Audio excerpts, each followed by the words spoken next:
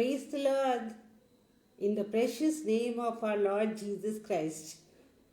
मैं प्रभु का धन्यवाद करती हूँ कि आज मैं 2 महीने के बाद आगरा मसीह मंडली के पेज पर आई हूँ और प्रभु का वचन आप सबके साथ शेयर करना चाहती हूँ। और प्रभु का लाख लाख धन्यवाद हो कि उसने बहुत सारी मुसीबतों से, कमज़ोरियों से और बीमारियों से निकाल कर आज फिर से इस लायक किया है कि मैं प्रभु का वचन अपने भाई बहनों के साथ और बच्चों के साथ शेयर कर सकती हूँ। प्रभु का लाख लाख शुक्रिया अदा करती हूँ कि आप सब ने मेरे लिए इतनी प्रार्थनाएं करी और जिसका ये फल है कि आज मैं भली चंगी यहाँ पर बैठी हूँ।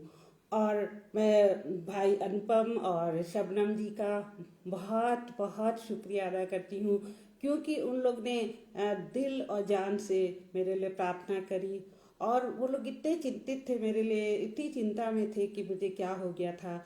और वे ही नहीं बल्कि आगरा मसीह मंडली के बहुत सारे लोग मेरे लिए प्रार्थना कर रहे थे और वो लोग सोचते थे कि मैं पूछते थे मुझसे कि आप क्यों नहीं आते हो आजकल वचन बांटने के लिए। तो मुझे इससे पता लगा कि आगरा मसीह मंडली के जितने भी मेंबर्स हैं वो मुझसे कितना प्यार करते हैं और ये सोच कर मुझे बेहद खुशी होती है। और हम इससे पहले कि स्टार्ट करें, चलिए हम एक छोटी सी दुआ करते हैं। हे प्यारे पिता परमेश्वर, हम आपके पास आते हैं। हम आपका शुक्रिया अदा करते हैं प्रभु जी कि आपने हमें फिर से ये दिन दिखाया कि हम आगरा मसीह मंडली के पेज पर आके आपके वचन को बांट सकते हैं। और प्रभु जी, हम अपने दिल की बात सबसे कह सकते हैं जो आपने मुझे सिखाई है। और पिताजी, हम आपको धन्यवाद करते हैं कि आपने अपना चंगाई भरा हाथ हम पे रखा और हमें शिफा दी। और हम अपने सारे भाई बहनों के लिए प्रार्थना करते हैं, आशीष दे प्रभु जी कि उन लोगों ने इतने दिलो जान से मेरे लिए प्रार्थना करी है।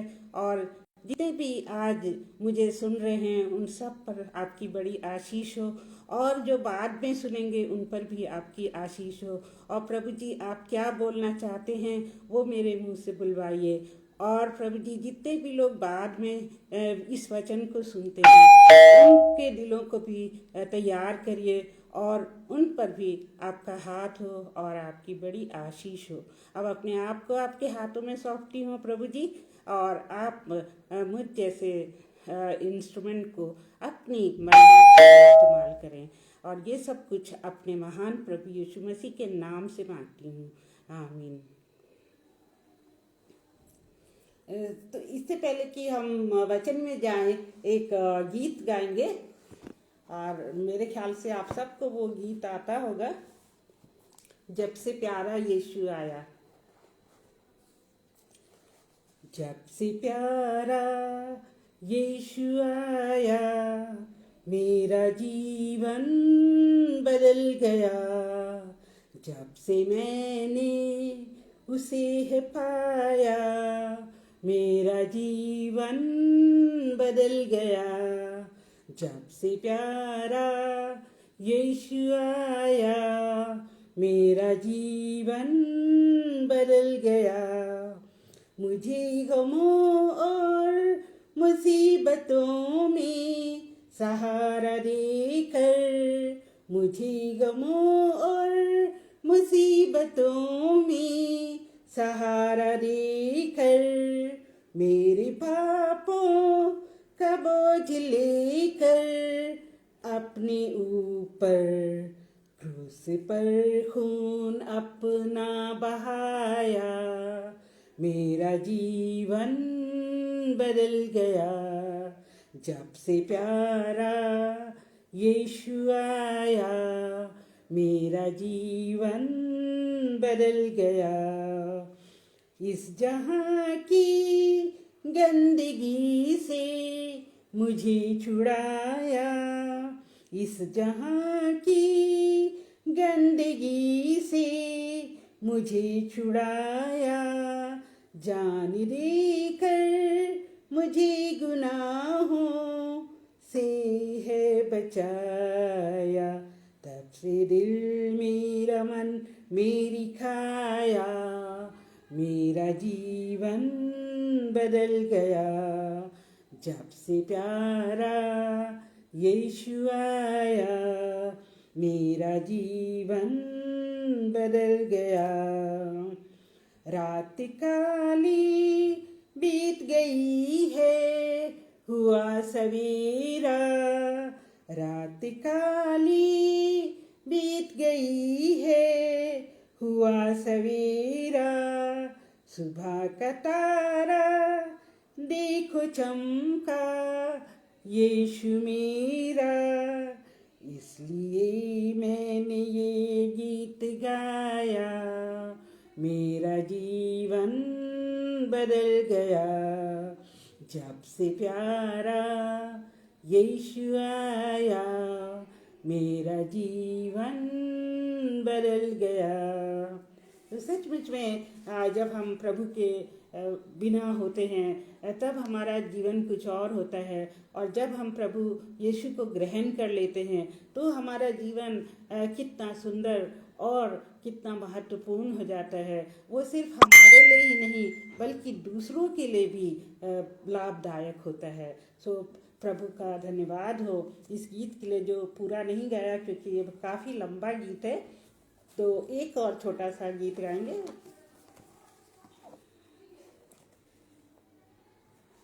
ये जो गीत है ये इंग्लिश में है और ये भजन संहिता की पुस्तक में पाया जाता है, पर इसकी वर्सेस ढूंढ के बताना पड़ेगा, बट ये दाऊद ने ये गीत लिखा है भजन संहिता में। Create in me a clean heart, O God, and renew a right spirit within me. Create in me a clean heart, O God, and renew a right spirit within me. Cast me not away from thy presence, O Lord, and take not thy Holy Spirit from me. Restore unto me the joy of thy salvation, and renew a right spirit within me.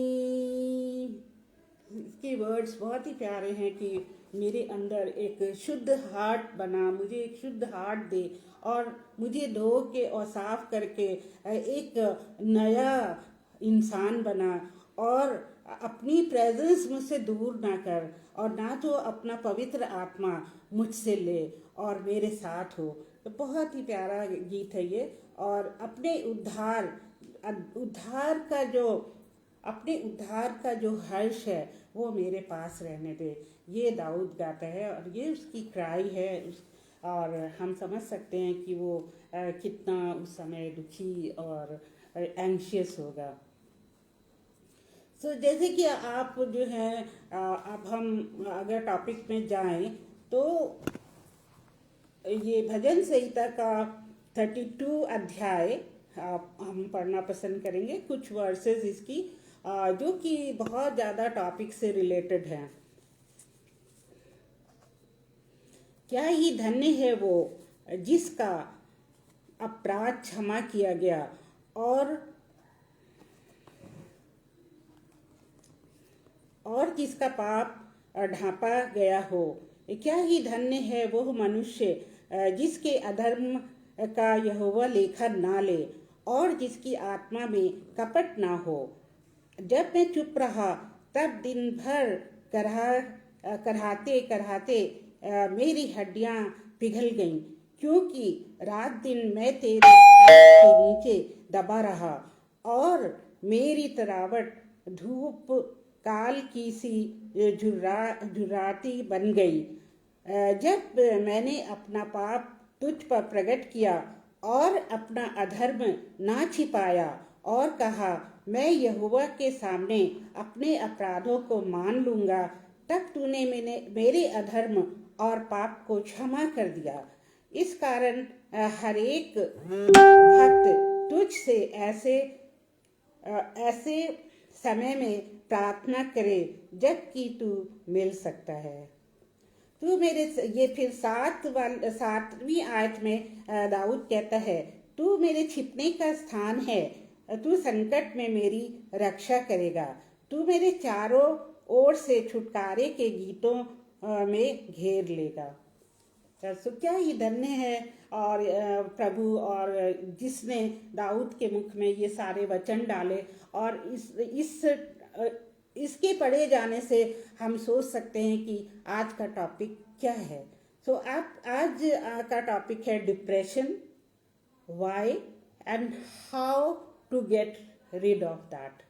सो अक्सर लोगों को depression हो जाता है, और आजकल तो ये एक बहुत ही कॉमन बात हो गई है कि हर एक घर में किसी न किसी को डिप्रेशन की बीमारी है। और हम देखते हैं कि ये इतनी ज़्यादा भयावह बीमारी है कि इसमें लोग जो हैं बहुत ही ज़्यादा बीमार हो जाते हैं और कुछ करने लायक नहीं रहते हैं, और बहुत से लोग तो आत्महत्या करने की सोचते हैं और आत्महत्या कर भी लेते हैं। तो ये बीमारी लोग जो है बहुत ही आसानी से लेते हैं, लेकिन ये बहुत ही खराब बीमारी है, और इससे इंसान के जीवन में जो होता है वो वही इंसान जानता है जिसको ये हो जाती है। तो अभी अभी हमने देखा कि भजन संहिता में दाऊद कैसे रोता है, और वो कहता है कि दुख के कारण मेरी हड्डियां गली जाती हैं और पिघल रही हैं, और मुझे नहीं पता कि मैं क्या करूं। और फिर वो लास्ट में क्या होता है, वो परमेश्वर के पास ही जाता है, और वो सोचता है कि मैंने जो पाप किए हैं, आप सब आप और हम उस पाप को जानते हैं जो उसने किया, जो उसने व्यभिचार किया बैतशेबा के साथ, और फिर उसके पति की हत्या करवा दी। अब उसने ये सब काम कर तो लिए, लेकिन उसके बाद उसको इस बात का बहुत पश्चाताप हुआ, और वो फिर उसके बाद इतना दुखी हो गया, इतने डिप्रेशन में चला गया कि वो कोई भी काम करने लायक नहीं रहा। और एक जगह तो लिखा है कि वो रात दिन बिस्तर पे पड़ा रहता था, और आंसुओं से जो है उसका बिस्तर गीला हो जाता था। वो इतना ज़्यादा दुखी था। तो हम सोच सकते हैं कि दाऊद के जीवन में कितना बड़ा दुख आया होगा, और ये दुख जो है उन्हीं लोगों के मन में आता है जो धर्मी होते हैं, क्योंकि उनको पता चल जाता है कि हमने पाप किया है और परमेश्वर के विरुद्ध ही पाप किया है, और फिर वो पछतावे के साथ जो है वो जी नहीं पाते हैं। फिर जब वो पछतावा कर लेते हैं प्रभु से कि हाँ मैंने ये पाप किया है, हाँ मैंने ये गलती की है, और प्रभु तुम मुझे क्षमा कर दे, तब प्रभु उनको क्षमा करते हैं। और वो जो क्षमा याचना हमको बड़े ही हलीमी से मांगनी होती है, और रो रो के मांगनी होती है, और प्रभु को वचन देना पड़ता है कि अब हम आगे से ये गलती कभी नहीं करेंगे। तभी प्रभु जो है हमें क्षमा देता है। और इसमें लास्ट में दाऊद कहता है, तू मेरे छिपने का स्थान है, और तू संकट में मेरी रक्षा करेगा, तू मुझे चारों ओर से छुटकारे के गीतों से घेर लेगा। तो दाऊद को ये भी पता है कि सिर्फ और सिर्फ परमेश्वर ही उसको इस बीमारी से, इस दुख से निकाल सकता है, और वो जो है उसके लिए अपने पापों की क्षमा मांगता है। और हमने देखा ये फर्स्ट जॉन 1:9 में कि वहाँ पे यूहन्ना कहते हैं कि अगर हम अपने पापों को मान लें सो परमेश्वर धर्मी है और वो हमारे पापों को क्षमा कर देगा। सो इस तरह से एक जो डिप्रेशन दूर करने का उपाय है वो ये है कि हम पश्चाताप करें अपनी गलतियों के लिए, और अपनी गलतियों को परमेश्वर के सामने रखें और उससे अपने लिए क्षमा मांगे, और ज़रूर आप और हम देखेंगे कि परमेश्वर हमें क्षमा करता है। उस दिन एक दिन मैं रात डेली डिवोशन सुन रही थी, तब शबनम जी ने बड़ा अच्छा वचन शेयर किया था कि क्या ही धन्य है वो जिनका पाप ढांपा गया है, जिनके पाप क्षमा किए गए हैं। तो उसी तरह से जब हम अपने पापों की क्षमा पा जाते हैं तो हमारे जो मन का बोझ है वो उतर जाता है और हम फिर से हंसी खुशी अपना जीवन बिता सकते हैं। एक तो रीज़न है डिप्रेशन का कि कोई पाप हमारे जीवन में आ गया हो और हम जो हैं उस आत्मग्लानि से जो हैं वो दुखी हैं। और दूसरा है लोनलीनेस। अगर हम ज़्यादा डिटेल में जाएं, मीन्स एक एक पॉइंट बताएं, तो लोनलीनेस, अकेलापन भी इंसान को बहुत ही डिप्रेशन में डाल देता है।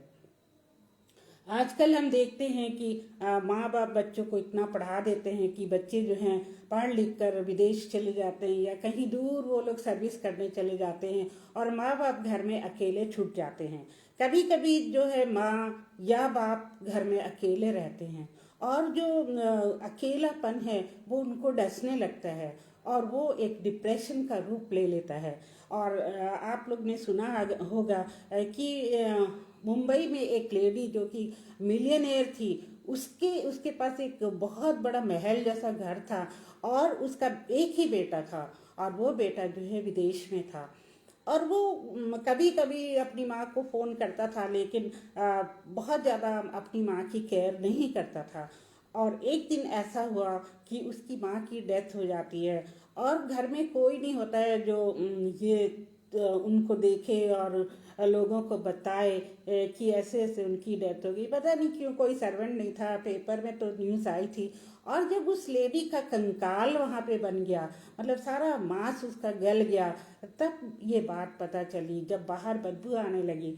तो ये होता है लोनलीनेस का जो परिणाम, कि बच्चे पढ़ लिख के दूर चले जाते हैं और माँ बाप जो हैं अकेले रह जाते हैं। तो इस वो लेडी जो है कितनी डिप्रेस्ड होगी कि उसके अपने बच्चे और जिनको उसने पैदा किया, जिनको पढ़ाया लिखाया, वही उसको छोड़ के चला गया और उसने कभी उसकी परवाह नहीं करी। तो यहाँ पर क्या है कि लोनलीनेस दूर करना चाहिए। या तो उस लेडी को अपने पास किसी अटेंडेंट को रख लेना था, जो अच्छी लेडी होती उसको रख लेना। डिफरेंट डिफरेंट जो हैं हमारे पास उपचार हैं इसके, तो let us not go in the detail. Then third one is the grief. Grief मतलब दुख। अगर किसी का प्रियजन जो है वो यहाँ से दूर चला, मतलब दुनिया से चला जाता है, तो हो सकता है कि एक पर्सन जैसे कि पति या पत्नी अपने जीवन साथी से इतने ज़्यादा अटैच हों कि वो जो हैं उनके बिना नहीं रह सकते हों और वो उस ग्रीफ के कारण, उस दुख के कारण उनकी भी हेल्थ जो है वो गिरने लगती है। और कई बार मैंने ये सुना है कि पति की डेथ हुई तो उसके 1 महीने के बाद ही पत्नी की भी डेथ हो गई। अभी हमारे दूर के रिश्ते में भी ऐसा हुआ कि हमारे एक रिश्तेदार थे, मिस्टर राजेश, जो कि वहाँ इलाहाबाद में बिशप थे और उनकी पत्नी की डेथ हो गई। वो दोनों एक दूसरे को बहुत ही ज़्यादा प्यार करते थे।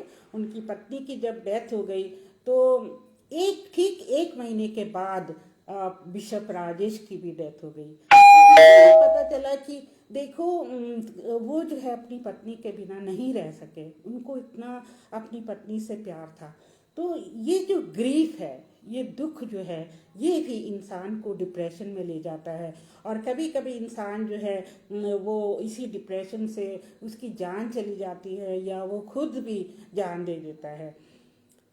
और दूसरा कारण यह है कि सिन, जो पाप है हमारे जीवन में, वो जब बढ़ जाता है और वो बढ़ता ही चला जाता है, तब भी हमारे जीवन में डिप्रेशन आ जाता है, क्योंकि परमेश्वर को पसंद नहीं है कि हम पापमय जीवन बिताएं। और ये जो पापमय जीवन है, ये जैसे कि व्यभिचार और हत्या के कारण डेविड के जीवन में आया था। हम सब इस बात से अवेयर हैं कि इसके कारण ही डेविड जो है वो बहुत डिप्रेशन में चला गया था। और उसका डिप्रेशन कैसे दूर हुआ वो तो हम जानते हैं। फिर गिल्ट मतलब जो हाँ, अपराध की भावना। जब हमारे मन में अपराध की भावना होती है, जैसे कि डेविड के मन में आई कि उसने अपराध किया है, और अगर हम किसी से झूठ बोलते हैं तब भी हमको जो है अपराध की भावना आती है, या हमने चोरी करी है तब ऐसा होता है, या हमने किसी का दिल तोड़ा है तब ऐसा होता है। मीन्स बाद में हम ज़रूर अपने आप को अपराधी महसूस करते हैं, उसके कारण भी हमको डिप्रेशन होता है।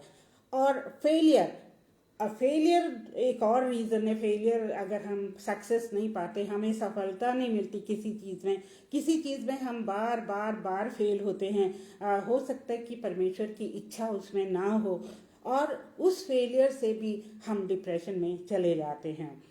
और नेक्स्ट है एंजाइटी, बहुत ज़्यादा चिंता करना। कुछ लोग आप देखेंगे कि बहुत चिंता करते हैं, अरे अब क्या होगा, अरे हम कल क्या खाएंगे, क्या पहनेंगे, हमारे पास पैसे नहीं हैं, हम क्या करेंगे। तो इस तरह की एंजाइटी, और हमें क्या बीमारी हो जाए पता नहीं, कहीं ऐसा ना हो कि हम जल्दी मर जाएं। बहुत सारी जो है चिंताएं झूठ मूठ की हमें घेरे रहती हैं, जिनको हम छोड़ भी नहीं सकते हैं, मतलब अपने आप नहीं कम कर सकते हैं, पर अगर हम उनको परमेश्वर को दे देंगे, क्योंकि वो कहता है कि अपना बोझ जो है मुझको दे दो, तो हम अपना बोझ अगर परमेश्वर को दे देंगे तो ये बीमारी जो है, ये एंजाइटी जो है वो दूर हो जाएगी। फिर होते हैं इन्फीरियोरिटी कॉम्प्लेक्स। बहुत से लोग होते हैं जो कि अपने आप को दूसरों से नीचा समझते हैं। वो सोचते हैं कि दूसरे लोग बहुत कामयाब हैं, हम कामयाब नहीं हैं। अरे वो जो दूसरा इंसान है वो बहुत सुंदर है, मैं क्यों नहीं हूँ, मैं बहुत ही डार्क हूँ और दूसरे लोग गोरे हैं। तो इस तरह की जो इन्फीरियोरिटी कॉम्प्लेक्स हमारे हृदय में जब आ जाती है तो वो भी डिप्रेशन का कारण बन सकती है। फिर हम जो है किसी से मिलना जुलना पसंद नहीं करते हैं, हम अपने आप को दूर सेपरेट रखना चाहते हैं, किसी पार्टी में हम नहीं जाना पसंद करते हैं, क्योंकि वो जो इन्फीरियोरिटी कॉम्प्लेक्स है वो हमारे दिल में बस जाता है। और फिर जेलेसी, जेलेसी एक ऐसा कारण है जो इंसान को बहुत ज़्यादा गिरा देती है। और अगर हम अपने घर में किसी से जेलस हैं तो हम उसको नुकसान पहुंचाना चाहेंगे, और जब हम उसको नुकसान पहुंचाएंगे तो बाद में ज़रूर हमको क्या होगा कि गिल्ट की भावना आएगी, और हम जो हैं उस गिल्ट से डिप्रेस हो जाएंगे। जैसे कि केन जो था वो बहुत ज़्यादा एबल से जेलसी करता था, और उसने उसको उसके कारण मार डाला। तो बाद में उसने जो है पता नहीं डिप्रेस फील हुआ कि नहीं, बट इस तरह के बहुत सारी घटनाएं होती हैं जब इंसान जेलसी में ही दूसरों को नुकसान पहुंचाता है और फिर बाद में पछताता है। तो बहुत सारे रीज़न हैं हम देखते हैं जो कि डिप्रेशन का कारण हो सकते हैं। कई बीमारियां भी डिप्रेशन को लीड करती हैं, ये नहीं कि हमेशा जो है ये सब लोनलीनेस ग्रीफ ये सब हो। बहुत सारी बीमारियां जैसे कि कैंसर है, हार्ट डिसीज़ है, या फिर दिमाग में कुछ एंजाइम्स या हार्मोन्स की कमी है, उसके कारण भी हो सकती है। सॉरी मैं आपका क्लास नहीं ले रही हूँ, पर जस्ट लिटिल बिट नॉलेज मैंने सोचा हम शेयर करें तो अच्छा है। सो डिप्रेशन जो है वो कहते हैं कि डॉक्टर्स कहते हैं, स्टडी कहती है कि 75% बीमारियां जो हैं वो फिजिकल नहीं होती हैं, बल्कि हमारे थिंकिंग से होती है, हम क्या मन में सोचते हैं उसके कारण होती है। कि जैसे हम हमेशा अपने आप को फेलियर में देखते हैं, या फिर हम अपने आप को छोटा समझते हैं, और नेगेटिव थिंकिंग हमारी होती है, तब ये सारी चीज़ें जो है मिल के हमारे अंदर डिप्रेशन पैदा कर देती हैं। तो ये एक बात हुई। और अगर हम एली की लाइफ देखें तो एलिया, हिंदी में एलिया, यस, एलिया जो था वो अप्रेस किया गया था, मतलब वो जो है सताया गया था, और वो भाग के क्या है वो नाले के पास जाके छुप जाता है, क्योंकि वो बहुत डर गया था, और उसके अंदर भी इस डिप्रेशन की और उदासी की भावना आ गई थी। और इसी तरह जेलसी का मैंने एग्जाम्पल नहीं बताया, ये एग्जाम्पल जो है लिया और रेचल की लाइफ में है, पाया जाता है। जो जेकब की दो पत्नियां थी, लिया एंड रेचल, दोनों बहनें थी, और दोनों एक दूसरे से जेलसी करती थी। जब जेकब लिया को ज़्यादा प्यार करता था रेचल दुखी होती थी, और जब रेचल को करता था तो लिया दुखी होती थी। तो इस तरह से जो है जेलसी के कारण उनके अंदर दुख पैदा होता था। और एक और एग्जाम्पल बाइबल से है, जो कि राजा शाऊल का है। राजा शाऊल जो है वो दाऊद से बहुत चिढ़ता था। इवन दो दाऊद जो है वो राजा शाऊल का दामाद था, फिर भी राजा शाऊल जो है वो डेविड से बहुत चिढ़ता था, क्योंकि वो जानता था कि डेविड जो है वो आगे चल के राजा बनेगा और उसकी गद्दी जो है छिन जाएगी और डेविड या दाऊद जो है वो राजा बन जाएगा। तो इस बात से शाऊल बहुत ही ज़्यादा चिढ़ता था और वो कई बार डेविड को मारना चाहता था, उसको जान से मारना चाहता था। और डेविड को ये बात पता चली इसके शाऊल के बेटे जोनाथन से। जोनाथन ने उसको बताया कि मेरे पिता तुमको मारना चाहते हैं। उस समय बाइबल में ऐसा लिखा हुआ है कि उसके ऊपर एक दुष्ट आत्मा उतरा करती थी। जब वो बैठा होता था और डेविड के बारे में ऐसे उल्टी सीधी बातें सोचने लगता था, तो बाइबल में ये लिखा कि परमेश्वर की ओर से वो इविल स्पिरिट जो है शाऊल के ऊपर उतरा करती थी और शाऊल जो है वो उल्टे सीधे काम करने लगता था। अब ये तो नहीं हम कह सकते कि परमेश्वर की तरफ से कैसे उतरती, उसके तो डिटेल में जाना पड़ेगा परमेश्वर का क्या इसमें प्लान था। तो वो जो किंग शाऊल है वो डेविड के इतने पीछे पड़ जाता है, इतना पीछे पड़ जाता है कि उसकी पत्नी के घर, मतलब अपनी बेटी के घर पहुंच जाता है कि उसको मार डाले। लेकिन वहाँ भी परमेश्वर ने दाऊद को बचा लिया। और इसी तरह से जेकब के लाइफ में बहुत डिप्रेशन आता है जब उसके प्रिय बेटे जोसेफ को उसके भाइयों ने बेच दिया। तो जब इस मिस्र के लोगों को उसने बेच दिया, तब जेकब को बहुत ही ज़्यादा अफसोस हुआ, क्योंकि जेकब को ये बताया गया कि उसको जंगली जानवरों ने खा लिया है और ये जो है उसके कपड़े खून से लथपथ हैं। तो इस तरह से बहुत से लोग जो है डिप्रेशन में कई कारणों से चले जाते हैं और बाइबल जो है वो बहुत सारे एग्जाम्पल हमें देती है। एक हन्ना होती है, आपको याद होगा, हन्ना जो अल्काना की वाइफ होती है जिसके पास बच्चे नहीं होते हैं, और जो अल्काना की जो दूसरी वाइफ होती है उसके पास बच्चे होते हैं। और वो क्या करती है, जो अल्काना की दूसरी वाइफ होती है वो हर समय हन्ना को ताड़नाएं दिया करती है और उसको ऐसी सी बातें कहती है कि हन्ना जो है वो बहुत दुखी हो जाती है और रोती है। फिर वो मंदिर में जाके, मतलब चर्च में जाके परमेश्वर से प्रार्थना करती है और वो परमेश्वर से एक बच्चे की मांग करती है कि हे प्रभु मुझे बच्चा दे। और वो इस तरह से प्रार्थना कर रही है रो रो के कि लोग समझते हैं कि ये कोई पागल स्त्री है जो यहाँ चर्च में बैठ के ऐसे कुछ बड़बड़ा रही है। लेकिन परमेश्वर ने उसकी प्रार्थना को सुन लिया और उसके दुख को, उसके शोक को खुशियों में बदल दिया। उसको एक बेटा दिया जिसका नाम उसने सैमुअल रखा और सैमुअल को उसने परमेश्वर के चरणों में ही डाल दिया कि वो परमेश्वर की सेवा करे। तो ये यहाँ देखा कि डिप्रेशन था, लेकिन डिप्रेशन में हन्ना ने क्या किया, प्रार्थना करी, उसने परमेश्वर पे विश्वास किया और उसने पलट के कभी भी अल्काना की दूसरी वाइफ को कुछ नहीं कहा। वो बहुत ही पेशेंट रही, हलीम, परमेश्वर ने उत्तर दिया। तो धन्य है प्रभु जो ऐसे दुखी लोगों की पुकार को सुनता है, जो उस पर विश्वास करते हैं और कोई चीज़ मांगते हैं तो वो जरूर उनकी पूरी करता है। और बहुत से समय क्या होता है कि एक जो हमारे ऊपर डिप्रेशन आता है वो सेटन की तरफ से भी आता है। सेटन नहीं चाहता कि हम खुश रहें, वो जो है हमको गिराना चाहता है, वो हमको पाप के दलदल में घसीटना चाहता है, वो हमको अपनी सेना में लेना चाहता है। जैसे परमेश्वर की सेना है वैसे ही शैतान की भी सेना है और ये सेना जो है वो आकाश में जो है भरी पड़ी है और पृथ्वी पर है। और सेटन जो है प्रिंस ऑफ दिस वर्ल्ड कहा गया है, क्योंकि परमेश्वर ने उसको नीचे तो फेंक दिया था जब वो घमंडी हो गया था और परमेश्वर के तुल्य होना चाहता था, लेकिन परमेश्वर ने फिर भी उसको बहुत सारे अधिकार दे रखे थे। और वो जो है इस दुनिया में भी बहुत कुछ जो है लोगों को दे सकता था।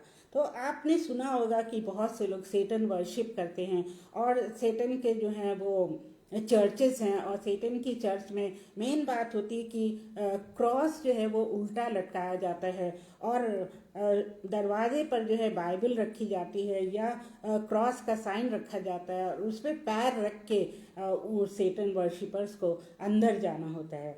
तो ये सेटन वर्शिपर्स आजकल इतने ज़्यादा हो गए हैं। वो क्यों हो गए हैं? क्योंकि उनको पता है कि दुनिया का वैभव, दुनिया की शान शौकत, दुनिया की जो जितने भी अच्छे पदवियाँ वो उनको मिल सकती हैं सेटन के द्वारा, इसलिए वो सेटन वर्शिप करते हैं। पर वो ये नहीं जानते कि उसका अंजाम क्या होगा, और वो जो है मरने के बाद कहाँ जाएंगे।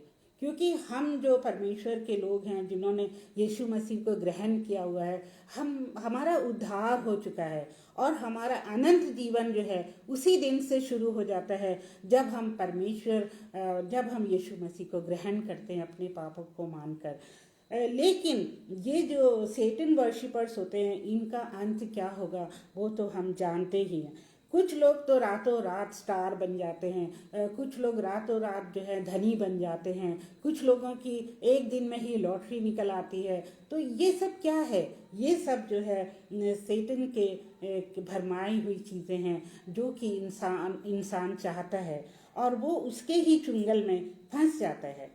और बाइबल हमें बताती है कि जो शैतान है वो इस मौके की तलाश में होता है कि कब एक छोटे से छिद्र से के द्वारा हमारे अंदर आए और हमें फाड़ खाए। तो वो तो उसी में रहता है, ताक में रहता है कि कब वो हमारे अंदर आके हमें नुकसान पहुंचाए। और ये डिप्रेशन जो है वो शैतान का क्या है, हथियार है। वो हर इंसान को जो है डिप्रेशन में डालना चाहता है, ताकि वो इंसान उसके अंडर में आ जाए। तो एक बार अभी हाल ही में मैंने एक स्टोरी पढ़ी थी, स्टोरी नहीं थी, मतलब वो सच्चा किस्सा था कि एक क्रिश्चियन जो कि प्रचार करते थे, उनको सेटन ने जकड़ रखा था, और वो उनसे रूबरू बात करता था शैतान कि तुम मेरे साथ चलोगे तो मैं तुम्हें ये पावर दूंगा, वो पावर दूंगा, और तुम जहाँ जाओगे वहाँ की बिल्डिंग हिल जाएगी, वहाँ के लोग डर जाएंगे, और तुम इतने पावरफुल होगे। और ये इंसान जो है वो उसके कहने पे चल रहा था, लेकिन चलते चलते चलते वो बहुत ज़्यादा परेशान हो जाता है, और वो उसके चुंगल से बाहर आना चाहता है, लेकिन वो बाहर नहीं आ पाता है, बहुत बहुत कोशिश करता है। फिर एक दिन उसके हाथ में क्या होता है कि क्रॉस आ जाता है लकड़ी का या किसी चीज़ का, वो उससे उसको छू देता है, क्योंकि वो शैतान को अपने सामने देखता है और उसको छू देता है, और फिर तब जाके शैतान उससे दूर होता है। और जो यीशु मसीह के नाम में बहुत ज़्यादा पावर है। जब मैंने भी परमेश्वर को यीशु मसीह को ग्रहण किया था, तो मुझे बहुत ही डरावने सपने आते थे, और मैं सपने में ही जो है डर जाती थी और चिल्ला पड़ती थी।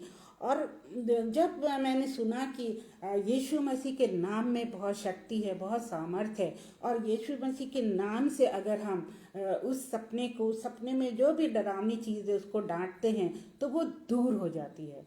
और ठीक यही मैंने किया कि मीन्स नींद में भी मैं कहती थी कि यीशु मसीह के नाम में तुम मुझसे दूर हो जा, यीशु मसीह के नाम में मुझसे दूर हो जा। और जब मैं ये कहती ही चली जाती थी, और वो चीज़ मेरे पास से हट जाती थी। कभी मैंने देखा कि मेरे पीठ के पास कोई लेटा हुआ है, कभी मैं देखती थी कि मेरे पैरों को कोई पकड़े हुए है, कभी मुझे महसूस होता था कि मेरे ऊपर कोई बैठा हुआ है। तो मुझे पता चल जाता था कि ये जो है ये कोई गलत चीज़ है और ये नहीं होनी चाहिए। तब मैं यीशु मसीह का नाम लेती जाती थी, और जो इंसान मेरे पास सो रहा होता था वो कहते थे तो क्या जीसस जीसस चिल्ला रही थी सपने में। तो फिर मैं उनको बताती थी कि ऐसे ऐसे हुआ था।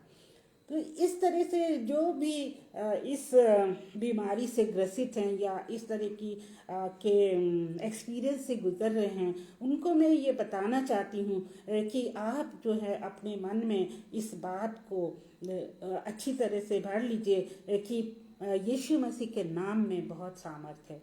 तो जब भी हमारे साथ ऐसा होता है तो हमें जो है यीशु का नाम लेना चाहिए और यीशु ही हमें छुटकारा देगा।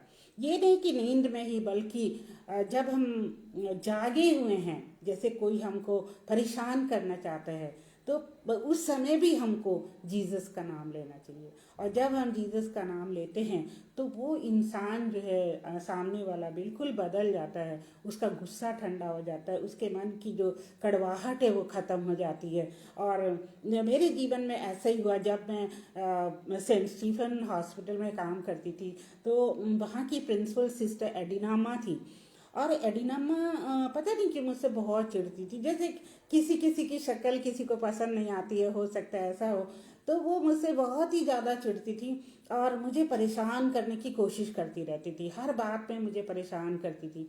तो मैं सोचती थी कि मैं क्रिश्चियन होके और विश्वासी होके इनसे लड़ूँ, अच्छा नहीं लगता है, तो मुझे इनको जवाब नहीं देना चाहिए। इवन बाइबल कहती कि अपने अधिकारियों की बात सुनो और उनसे लड़ाई मत करो।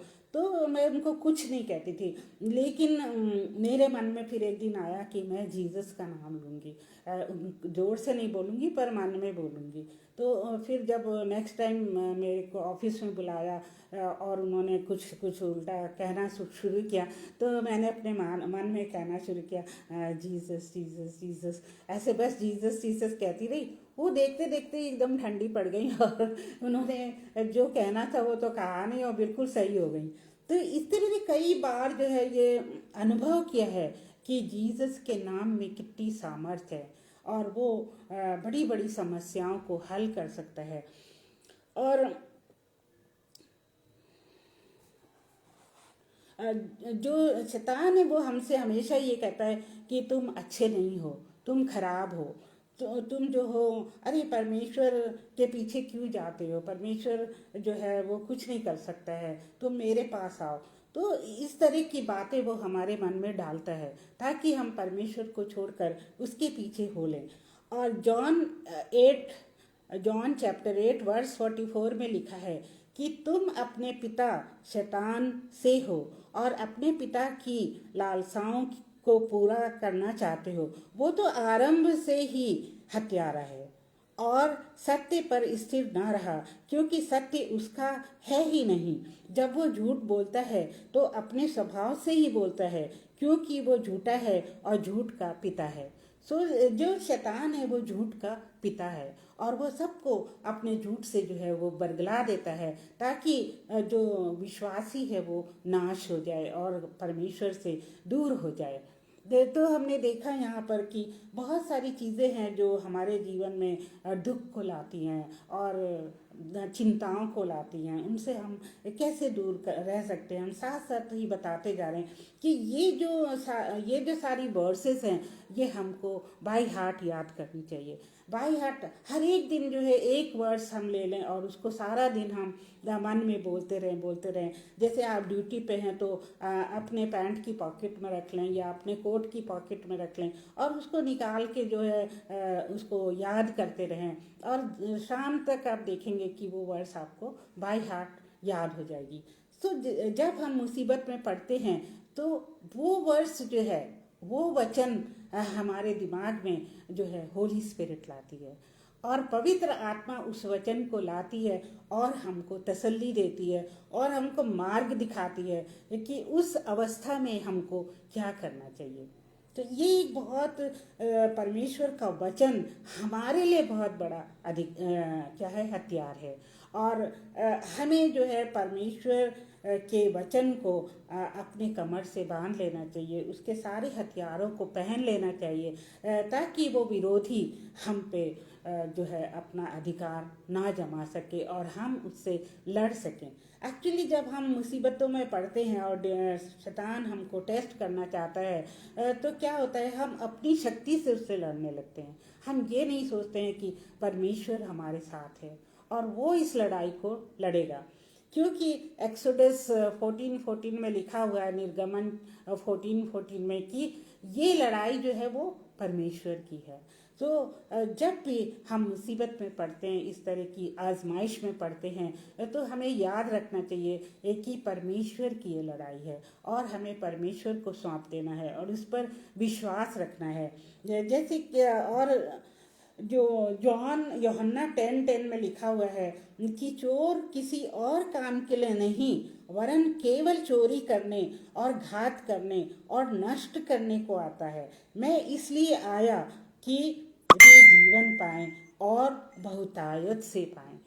तो ये वाला वचन मेरे लिए बहुत ही लाभदायक हुआ। इसने मुझे बहुत गाइड किया। जब लास्ट मंथ जो है, मैं लास्ट 2 मंथ्स में बिल्कुल आगरा मसीह मंडली के पेज पे नहीं आई, क्योंकि मुझे बहुत बुरा डिप्रेशन हो गया था। पहले तो थोड़ा थोड़ा हुआ, लेकिन 3 जनवरी को मैंने लास्ट स्पीच दी थी। 3 जनवरी के बाद जो है ये बढ़ गया था। और उस समय इतना ये वर्ड्स मेरे दिमाग में आती थी कि जो शैतान है वो हमें नाश करना चाहता है।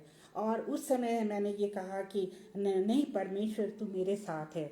ये क्योंकि पिता ने कई बार कहा है कि मत डर, मैं तेरे साथ हूँ, मत डर, मैं तेरे साथ हूँ।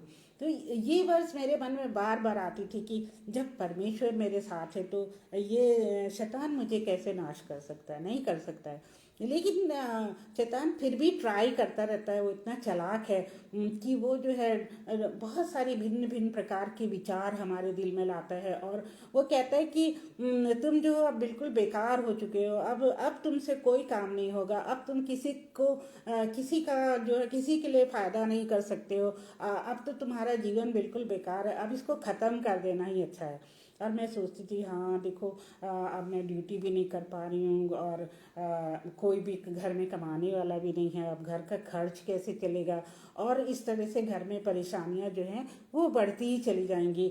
तो इससे अच्छा है कि अपनी जान ले लो, ख़त्म करो, बस बहुत हो गया। ये बार बार डिप्रेशन होना, ये तो बहुत ही पेनफुल चीज़ है। मैं कब तक सहूँगी। और एक विचार है तो मन करता मुंह धोने जाओ, फिर कहते अरे नहीं धोते, चलो लेटे रहो। आज बाथरूम जाना, नहीं नहीं मत जाओ, लेटे रहो। इस तरह से दो दो विचार आते थे एक साथ में, और मैं बहुत परेशान हो जाती थी।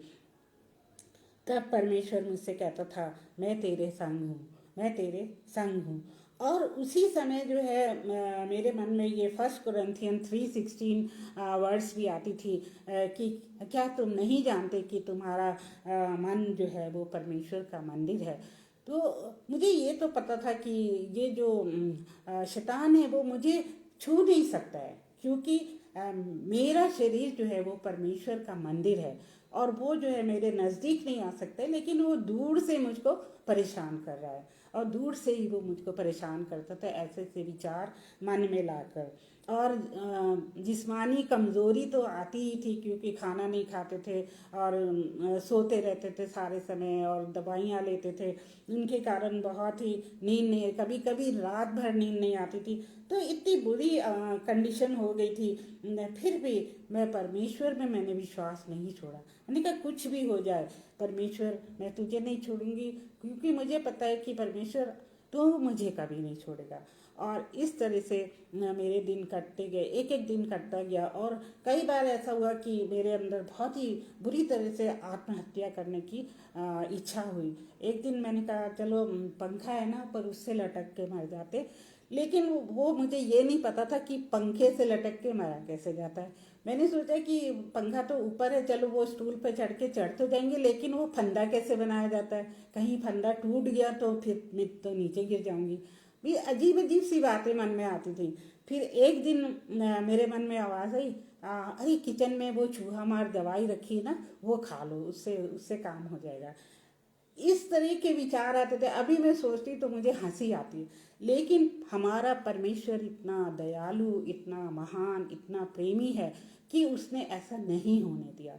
और एक माँ जैसे अपने बच्चों को तसल्ली देती है, उसी तरह से परमेश्वर मुझे तसल्ली देता रहा कि मैं तेरे संग हूँ, मैं तेरे संग हूँ, तू घबरा नहीं, मैं तेरे संग हूँ। और ये आजमाइशें, ये परीक्षाएं तो आएंगी, पर मैं तेरे साथ हूँ। क्योंकि दाऊद 23 में कहता है कि भजन संहिता 23 में कहता है कि चाहे मैं घोर अंधकार की तराइयों में होकर चलूं, फिर भी मैं ना डरूंगा, क्योंकि तू मेरे संग है। तो ये नहीं कि विश्वासी के जीवन में परेशानियां नहीं आएंगी, परेशानियां आएंगी, दुख आएंगे, विपत्तियां आएंगी, लेकिन हमें डरना नहीं चाहिए, क्योंकि परमेश्वर हमारे संग है।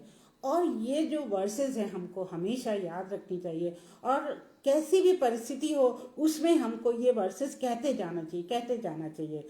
और जरमाया में लिखा है कि परमेश्वर की योजना हमारे लिए सदैव अच्छी होती है, और वो योजनाएं जो हैं उसकी वो लाभ के लिए हैं, हानि के लिए नहीं है। तो हमें सोचना चाहिए कि ये जो हमारे पर घट रहा है, ये जो आजमाइशें आ रही हैं, ये भी हमारे लाभ के लिए ही हैं। क्योंकि आज देखिए कितने बार मैं इस बीमारी के थ्रू गुजरी हूँ, फिर भी परमेश्वर ने मुझे इतना मजबूत कर दिया है कि आज मैं वचन बांट सकती हूँ लोगों के साथ। नहीं तो अगर मैं शैतान के चुंगल में फंस जाती तो आज शायद जिंदा ना होती, या इस तरह से परमेश्वर के नज़दीकी में ना होती। तो डिप्रेशन से और पाप से दूर रहने के लिए भी हमें निरंतर प्रार्थना में लगे रहना चाहिए, क्योंकि बाइबल कहती है कि निरंतर प्रार्थना करो ताकि पाप में ना पड़ो। Cling to the Lord means परमेश्वर से चिपके रहो, उसके दामन को कभी ना छोड़ो। तो cling to the Lord. And like Nehemiah की पुस्तक में लिखा हुआ है, the joy of the Lord is my strength. मतलब परमेश्वर का आनंद ही मेरे लिए दृढ़ गढ़ है। The joy of the Lord is my strength. तो एक मिशनरी थी लुधियाना में, वो हमेशा मुझसे कहती थी कि जब भी तुम दुखी हो तो ये वर्स जो है वो रिपीट करो, the joy of the Lord is my strength. Nehemiah chapter 8 verse 10। और ये हमेशा याद रखो कि परमेश्वर कहता मत डर क्योंकि मैं तेरे साथ हूँ, इधर उधर मत देख क्योंकि मैं तेरा परमेश्वर हूँ। ये आइज़ाया 41:10 में लिखा हुआ है। वो थके हुओं को बल देता है और शक्तिहीन को बहुत सामर्थ्य देता है। ये भी आइज़ाया में लिखा हुआ है 40:29 में। तो बाइबल जो है वो full of this comforting words है, प्रॉमिसिंग वर्ड है, और वो वर्ड हमको अपने हृदय में बसा लेना चाहिए, अपने दिमाग में बसा लेना चाहिए। और बाइबल कहती कि सचेत रहो, जागते रहो, क्योंकि तुम्हारा विरोधी शैतान जो है वो गरजने वाले सिंह के समान है, और वो इस खोज में रहता है कि वो किसको फाड़ खाए। विश्वास में दृढ़ होकर उसका सामना करो। ये लिखा हुआ है 1 पीटर चैप्टर 5 वर्स 8 में।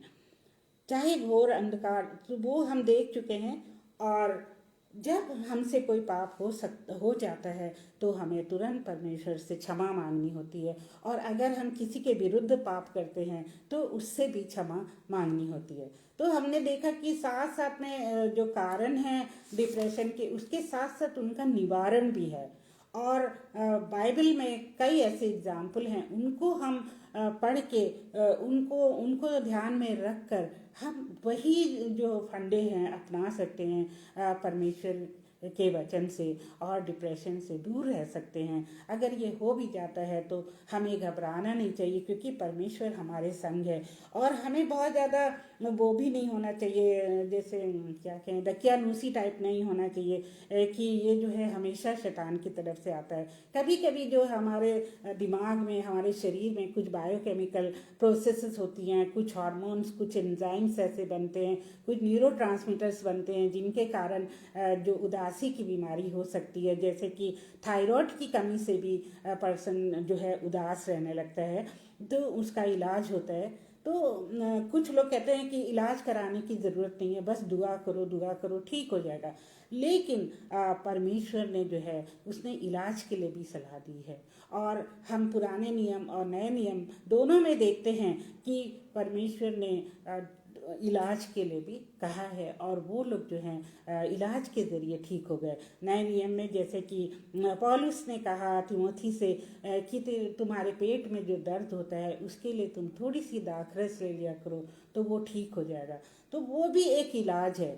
तो इस तरह से हमें डॉक्टर से घबराना नहीं चाहिए। अगर कोई ऐसी बीमारी है तो डॉक्टर को दिखाना चाहिए, क्योंकि डॉक्टर्स को भी जो नॉलेज है और जो दवाइयाँ हैं वो परमेश्वर की तरफ से ही हैं, तो उसका भी इस्तेमाल करना चाहिए। लेकिन दवा और दुआ दोनों बहुत ज़रूरी हैं, और सबसे ज़्यादा परमेश्वर की शक्ति और उसकी चंगाई बहुत ज़रूरी है, क्योंकि एक्सोडस में लिखा हुआ है कि जो चंगाई है वो परमेश्वर की तरफ से ही आती है। हम कुछ भी कर लें बट परमेश्वर जो है वो चंगा करने वाला परमेश्वर है, और वही हमें चंगाई देता है। और मैं अपने भाई के साथ, विनय के साथ डिस्कस कर रही थी, बहुत सी चीज़ें हमने एक दूसरे के साथ डिस्कस करी कल और परसों, और फिर हम इसी नतीजे पे आए कि अल्टीमेटली जो है वो परमेश्वर ही हमें चंगा करता है, और हमें परमेश्वर की नज़दीकी में रहना है, प्रार्थनाएं करनी है, और दूसरे विश्वासियों को हमारे लिए प्रार्थनाएं करनी है। हमें एक दूसरे के लिए प्रार्थना करनी चाहिए, जो कि बाइबल हमें सिखाती है। सो मेरे प्रियो, मैं सोचती हूँ कि कुछ हद तक मैंने अपने आप को क्लियर कर दिया, और मैं धन्यवाद देती हूँ परमेश्वर का आप सबकी दुआओं के लिए और परमेश्वर की दया के लिए। और आप सब मेरे लिए दुआ करते रहें कि मैं इसी तरह से परमेश्वर की महिमा के लिए परमेश्वर मुझे इस्तेमाल करता रहे।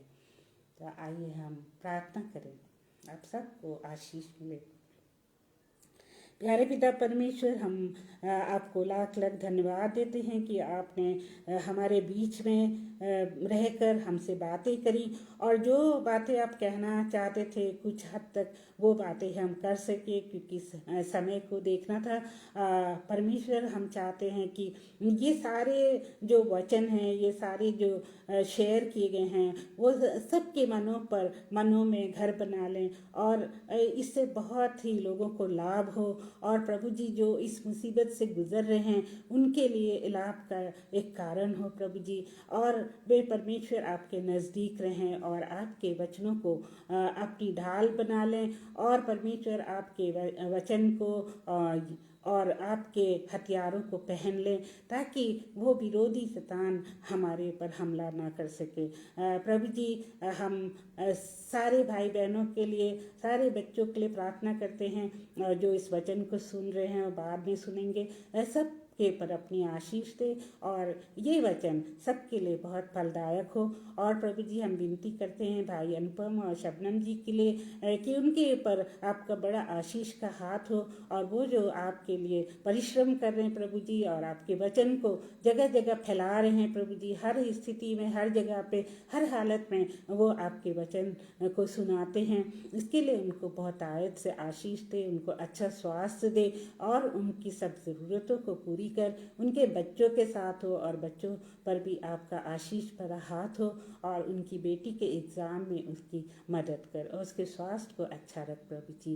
अब इस छोटी सी विनती को अपने प्रभु यीशु मसीह के नाम से मांगते हैं, सुनो कबूल कर, आमीन। आप सबको एक बार फिर से जय मसीह की, और हमारे साथ बने रहने के लिए आपका बहुत बहुत धन्यवाद, और परमेश्वर आपको बहुत आशीष दे। Thank you. God bless you.